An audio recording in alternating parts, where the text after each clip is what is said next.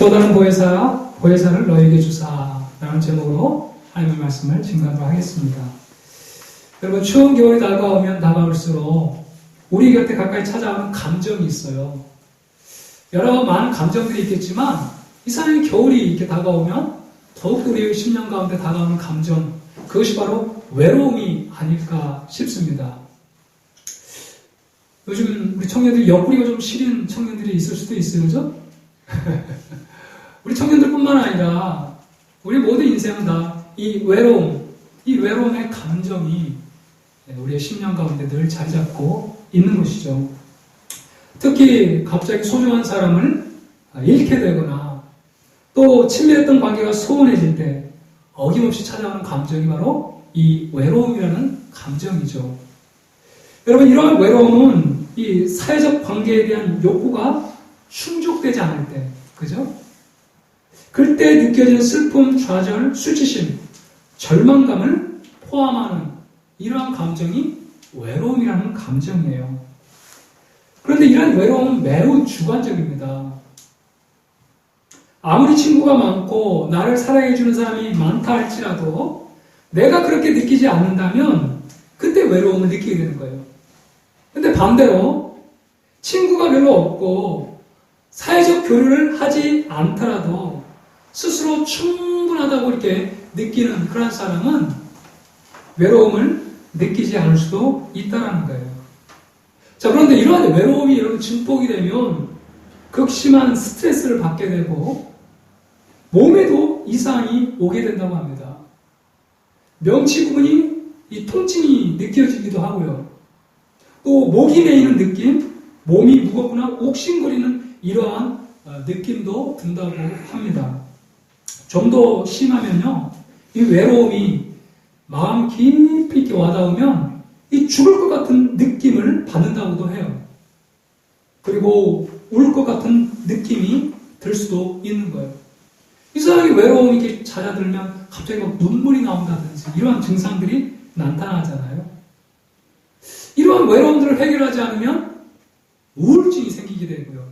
또 이러한 우울증을 방치하면 결국은 자살과 같은 극단적인 상황에 직면하기도 하는 것이죠. 이러한 외로움을 달래기 위해 사람들은 그 외로움을 자각하기보다는 그 외로움을 잊기 위해서 게임을 한다든지 또 TV 시청을 과도하게 TV에 그냥 온 정신을 다 이렇게 빼앗기는 것이죠. 또 어떤 사람은 그냥 내내 잠을 자기도 합니다. 또 어떤 사람은 과도한 인터넷 채팅을 통해서 그 마음의 외로움, 그 공허함을 달래기도 하고요. 어떤 사람은 그냥 술을 왕창 먹어서 필름이 끊길 때까지 술을 먹는 사람이 있는가 하며 먹는 것으로 이 외로움을 달래는 이 폭식을 하는 거죠. 폭식. 그래서 이 폭식을 하는 사람도 있고요. 또 어떤 사람은 과도하게 쇼핑을 하는 것입니다. 그냥 가가지고 막 카드를 긁어대는 것이죠. 또 어떤 사람은 안전하지 않은 이러한 성관계를 맺기도 하는 것입니다. 그렇게 이 외로움이라는 감정을 잘 다스리지 못하면 우리의 인생 가운데 큰 낭패를 경험할 수밖에 없게 되는 것이죠. 전문가들에 의하면 이런 이 외로움을 다스리기 위해서는 거창하게 새로운 이 베스트 프렌드, 이 베프라고 그러죠. 베스트 프렌드를 만들어야 되겠다. 이런 목표보다는 그냥 인사 정도 나눌 수 있는 이런 이 가까운 사람들, 인사 정도 나눌 수 있는 가벼운 대화를 주고받을 수 있는 이런 사람부터 사귀는 것이 필요하다는 거예요. 그리고 나는 왜 이렇게 외로울까? 나를 받아주는 사람이 없다. 이렇게 생각하지 말고 여러분, 여러 봉사단체가 많이 있잖아요. 그런 봉사단체에 가입을 해서 정말 자기보다 어려운 사람들을 돕고 또 이렇게 봉사를 하다 보면 마음의 평안을 누릴 수 있다는 거죠.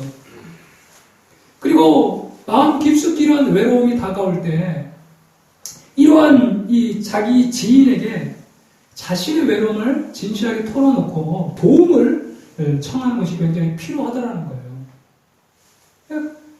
정말 가볍게 인사 나눌 수 있는 사람을 사귄다든지, 이런 봉사단체에 가서 봉사를 한다든지, 또 자기의 외로움을 솔직하게 지인에게 고백하면서 도움을 이렇게 요청하는 것이 굉장히 중요하다는 것입니다.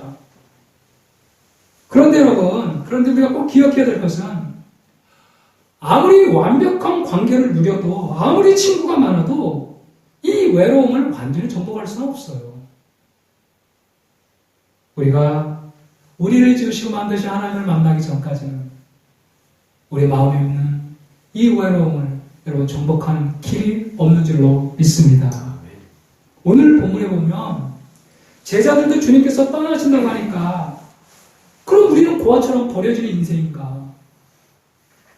그래서 무척 이를 걱정하며 두려워하고 있어요.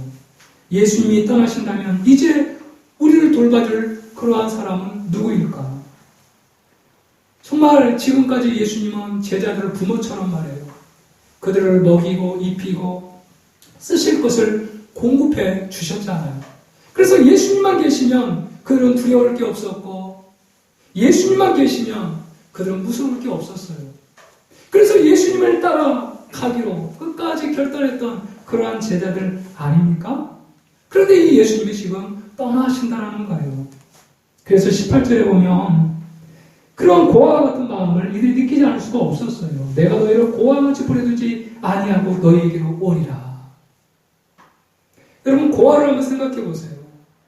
의지할 것이 없는 그러한 사람이 고아잖아요. 더 이상 든든한 안식처가 없는 그러한 사람이 고아잖아요. 바로 그런 고아와 같은 그런 상태, 그런 외로움을 지금 제자들이 느끼고 있다는 거죠. 그러한 제자들에게 예수님이 오늘 말씀을 주고 있는 것입니다. 결코 너희를 고아처럼 버려두지 않겠다는 거예요. 내가 너희에게 다시 오겠다는 거예요. 그 십자가에서 죄의 문제를 해결하고 그 죄 때문에 하나님과의 관계가 깨어져 버렸는데 그 죄의 문제를 해결하고 다시 성령으로 우리 가운데 오셔서 영원토록 우리와 함께 하시겠다고 예수님께서 오늘 우리에게 약속해 주고 있는 말씀입니다. 오늘 이 말씀을 통해서 내 안에 깊이 자리 잡고 있는 이 외로움이 해결되고 예수 그리스도 안에 우리와 영원히 함께 하시는 그 예수님으로 인해 참다운 평안을 느끼는 그런 시간 되기를 주의 이름으로 축복합니다. 여러분, 오늘 말씀해 보시면요, 16절에 내가 아버지께 구하겠으니까 또 다른 보혜사를 너에게 주사 영원토록 너희와 함께 있게 하시리니.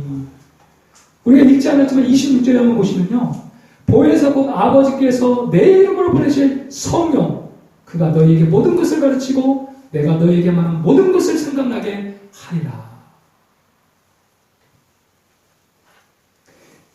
예수님께서 마지막 가시면서 이 깊은 외로움에 사로잡혀 있는 이 제자들, 고아처럼 버려지는 듯한 그러한 느낌 속에 사로잡혀 있는 제자들에게 주신 이 귀한 약속이 뭐냐면 이제 내가 가면 다시 성령으로 너희와 함께하겠다. 그래서 영원토록 너희와 함께하겠다. 여러분, 오늘 16절에 잘 보시면 그가 또 다른 보혜사를 너희에게 주사 영원토록 너희와 함께 있게 하겠다 이렇게 말씀하고 있는데 또 다른 보혜사라고 이렇게 이야기를 하고 있어요. 성령님을요. 그러면 또 다른 보혜사가 있다는 것은 원 보혜사가 있겠죠. 또 다른 보혜사가 있다는 것은 그러면 원래 보혜사는 누구인가요?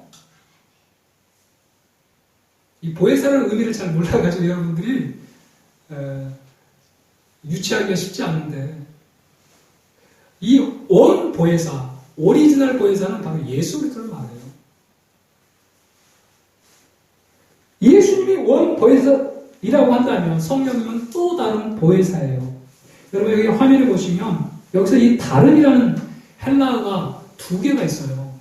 하나는 알로스라는 헬라어가 있고 하나는 헤테로스라는 헬라어인데 이 알로스라는 이 헬라어는 똑같은 종류 성질을 가진 것 중에서 다른 하나. 자, 그러니까 사과가 이렇게 두 개가 있는데 이 둘은 똑같을 수가 없잖아요. 그래서 또 다른 사과 하나라고 할 때 이 알로스를 사용하는 거고 이 헤테로스라는 이 말은 전혀 다른 종류, 전혀 다른 성질을 말하는 거예요. 그러니까 사과와 바나나 이런 것과 같은 거죠. 여러분, 성령님은 예수님과 똑같은 성질을 가지신 바로 그분이 성령님이세요. 그래서 성령님을 예수의 영이다, 하나님의 영이다, 그리스도의 영이다, 이렇게 이야기를 하는 것입니다.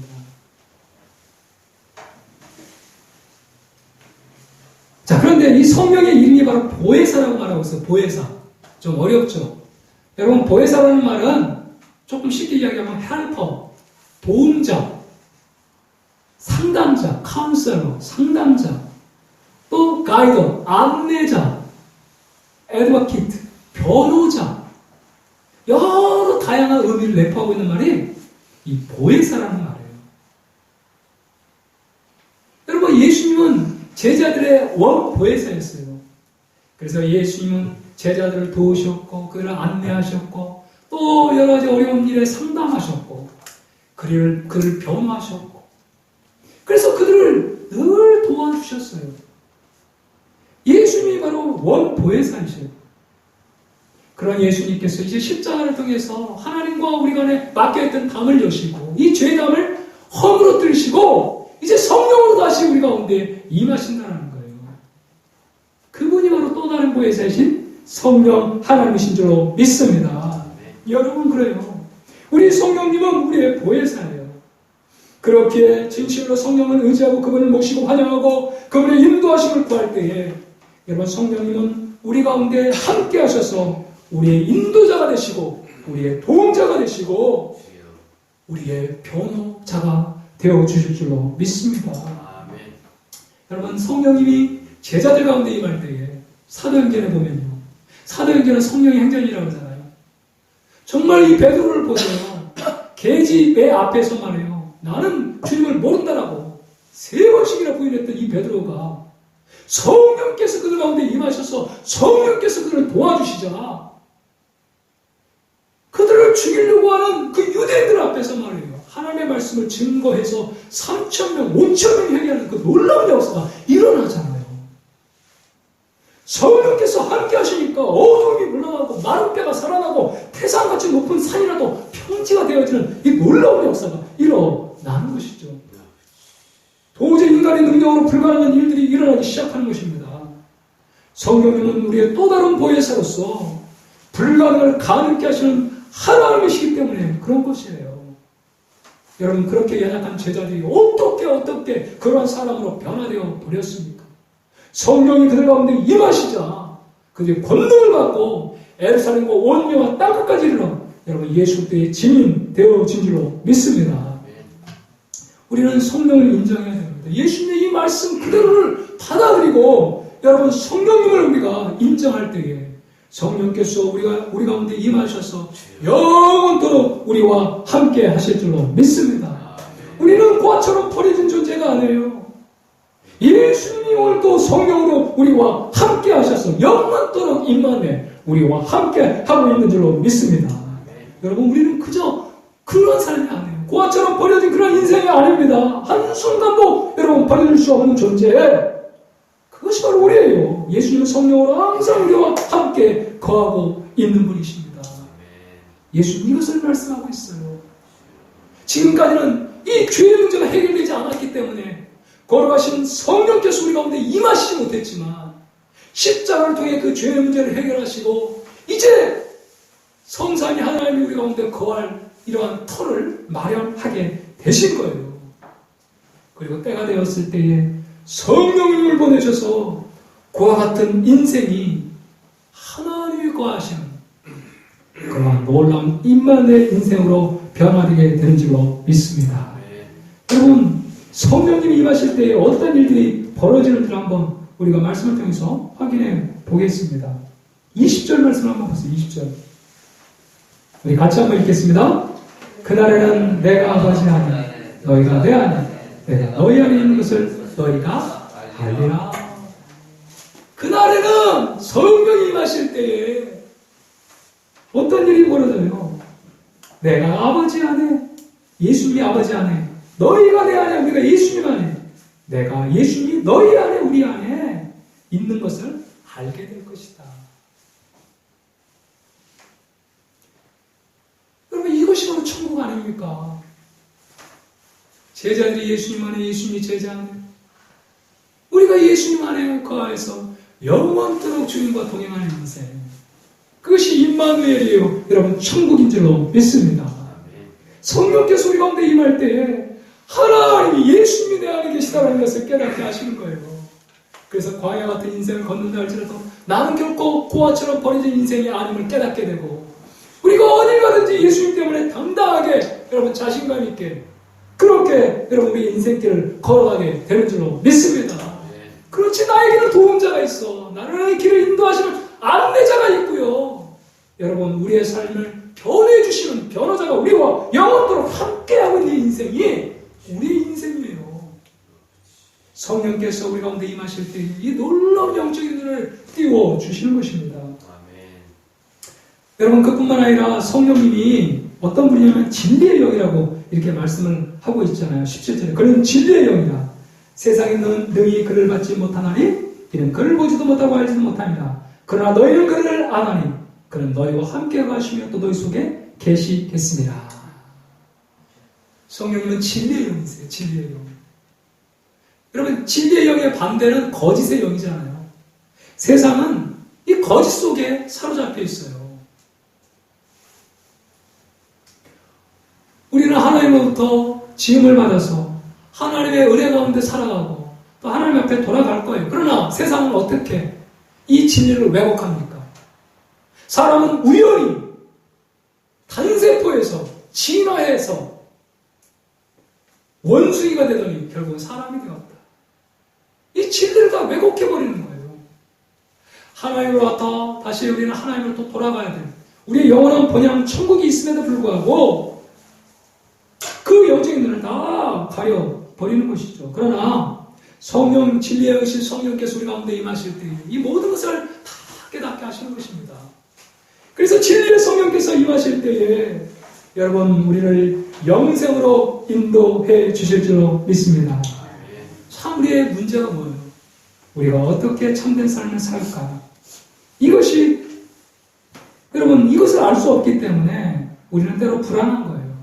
우리의 지혜로 우리의 미래를 보장받을 수 없기 때문에 우리의 인생은 불안합니다.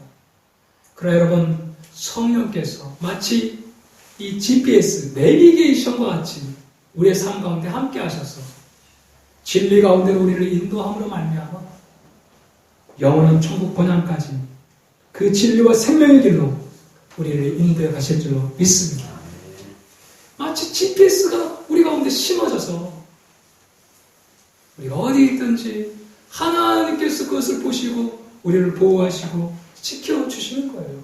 바로 성령님은 그런 분이세요.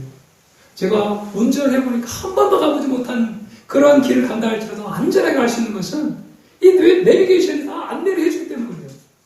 얼마나 편한지요. 내비만 있으면 아무리 처음 가는 길도 다 갈 수 있어요.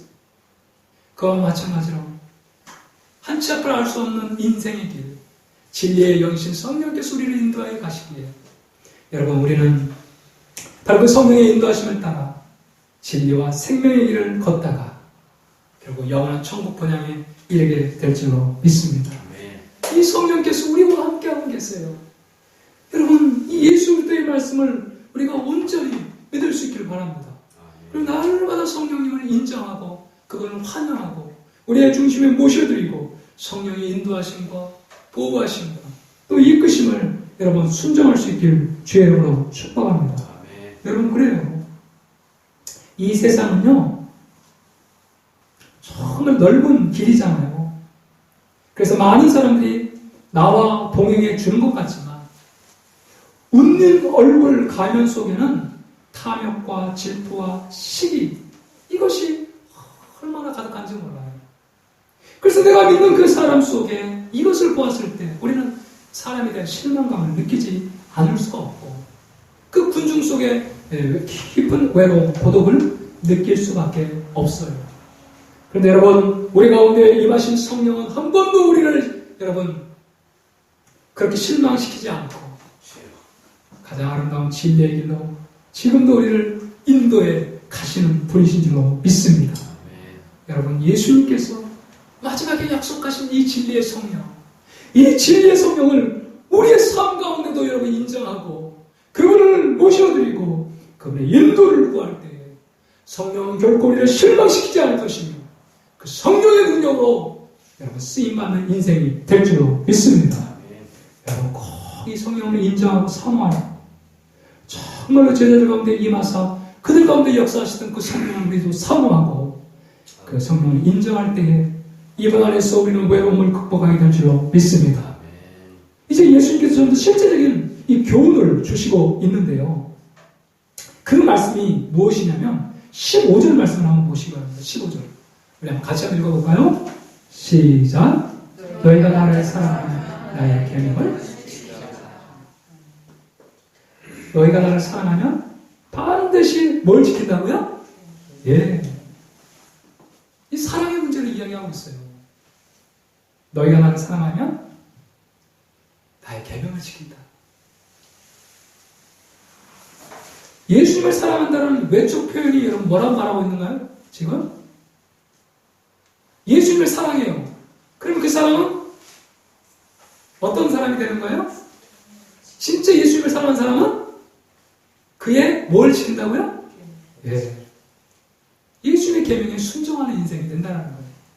내 안에 정말 예수님을 사랑하는 마음이 있으면 예수님이 하신 말씀에 여러분 순종하게 되어 있다는 거예요. 사랑이 먼저예요. 계명이 먼저가 아니에요.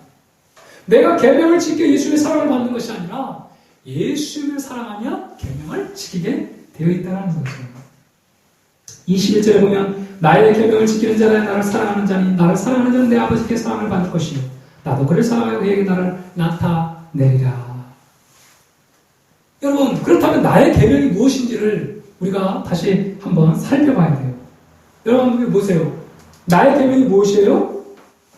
하나님 사랑, 이웃 사랑. 우리 이 말씀 한번 같이 한번 읽어볼까요? 시작. 예수께서 이르시되 내 마음을 다하고 목숨을 다하고 뜻을 다하여 주 너희 하나님을 사랑하라 하셨으니 이것이 크고 다른 첫째 계명이에요. 둘째는 그와 같으니 내 이웃을 내 자신같이 사랑하라 하셨으니 이 두 계명이 온 율법과 선지자의 강령이라. 하나님 사랑, 이웃 사랑, 그것이 바로 예수 그리스도의 계명이에요. 자, 그런데 우리가 이 요한복음 전체 문맥에서 살펴볼 때 이 예수님의 계명은 바로 형제 사랑이라는 것을 알 수 있습니다. 우리 요한복음 13장 34절도 한번 같이 읽어볼게요. 시작. 새 계명을 너희에게 주노니 서로 사랑하라. 내가 너희를 사랑한 것 같이 너희도 서로 사랑하라. 이렇게 말씀하셨습니다.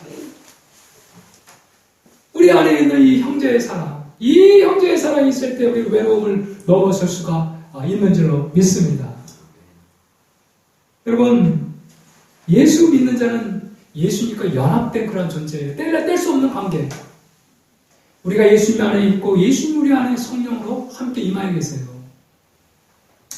그런데 여러분과 꼭 기억해야 될 것이 예수님께 속하고 또 예수님 안에 있는 모든 그런 성도들은 함께 예수님 안에 연합되어 있는 그런 존재예요. 여러분 믿습니까? 사도 바울은 우리는 한 몸에 서로 연결되어 있는 지체다 이렇게 말하고 있어요. 우리는 서로 뗄 수 없는 그런 관계라는 거예요. 자, 그래서 우리 옆에 있는 형제를 미워하는 것은 누구를 미워하게 되는 거예요? 우리 안에 있는 형제를 미워하는 것은 누구를 미워하는 거예요? 결국은 예수님을 미워하게 되는 거예요. 예수님을 사랑하는 것은 결국은 누구를 사랑하는 거예요? 형제를 사랑하는 거예요. 이게 뗄 수 없는 관계라는 거예요.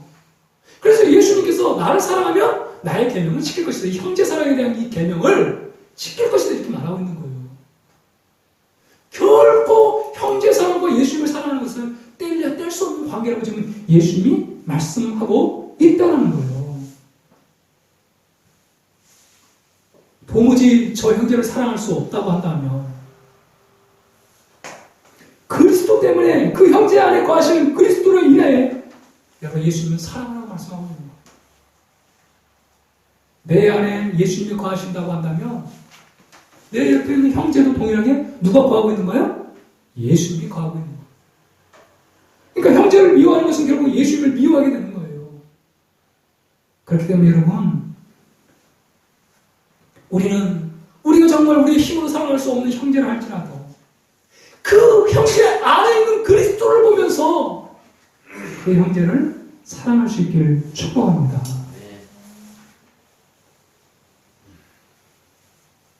이 세상은요, 진정한 관계에 목말라 하고 있어요.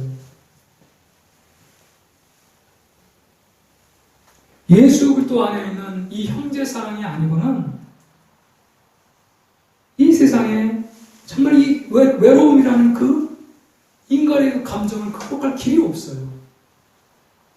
그런데 예수 그리스도 안에서 하나님 우리를 하나 되게 하셔서 한 지체 되게 하셔서 예수 그리스도 안에 서로 사랑함으로 말미암아 이 세상이 줄 수 없는 이 공허함, 이 외로움을 넘어설 수 있는 이 놀라운 공동체를 주셨다는 이 사실을 여러분 꼭 기억할 수 있기를 바랍니다.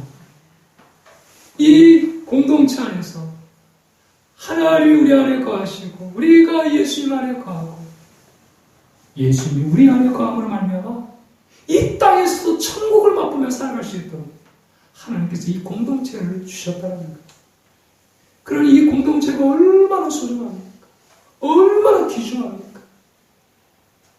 나의 계명을 지키는 것. 이 계명, 바로 서로 사랑의 계명. 이 계명 안에 이 세상이 줄 수 없는 진정한 외로움을 극복할 수 있는 길이 이 안에 있다라고 말씀을 하고 있는 것. 우리는 더 이상 고아가 아니에요. 우리 주위에는 형제 자매들이 있어요. 위로는 하나님 아버지가 계시고 옆으로는 형제 자매들이 있어요. 이 많은 형제 자매들, 여러분, 우리가 함께 예수 안에서 한 지체 되었음을 인정하고 우리가 서로 우리의 연약함을 고백하고 교제할 때에 여러분 이곳에 천국이 임하게 되는 줄로 믿습니다. 세상에서 그 어떤 세상에서 줄 수 없는 바로 주님의 사랑, 그것이 바로 예수 그리스도 안에 있는 공동체라는 거예요.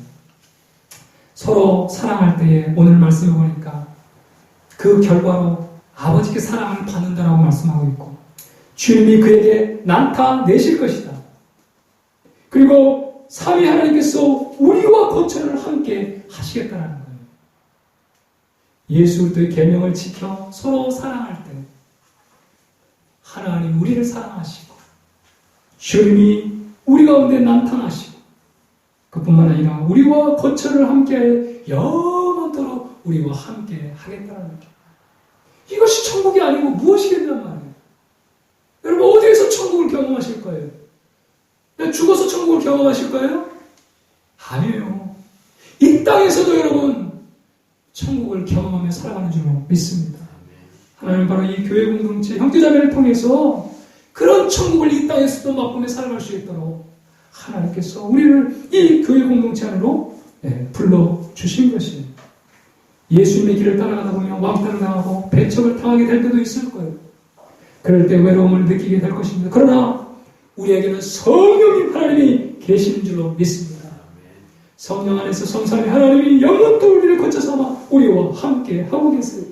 우리의 참다운 보혜사가 되신 성령께서 우리 가운데 임하셔서 우리를 도우시고 우리를 안내하시고 진리의 길로 이끌어주시고 때론 우리가 변호할 수 없어 당황할 때에 우리의 변호자가 되셔서 우리를 어두움에서 건져내실 것입니다.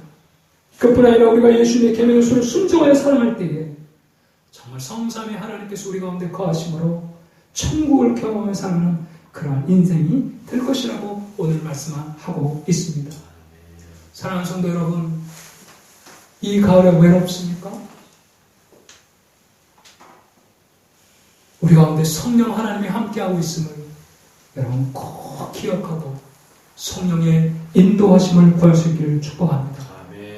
그뿐만 아니라 내 옆에 있는 이 지체가 바로 예수 그리스도 안에 있는 한 지체임을 깨닫고 정말 우리가 서로 사랑하기를 힘쓰며 또 그러한 공동체를 이루어갈 때에 이 귀한 공동체를 통해 하나님은 천국을 경험하게 하게 될 줄로 믿습니다.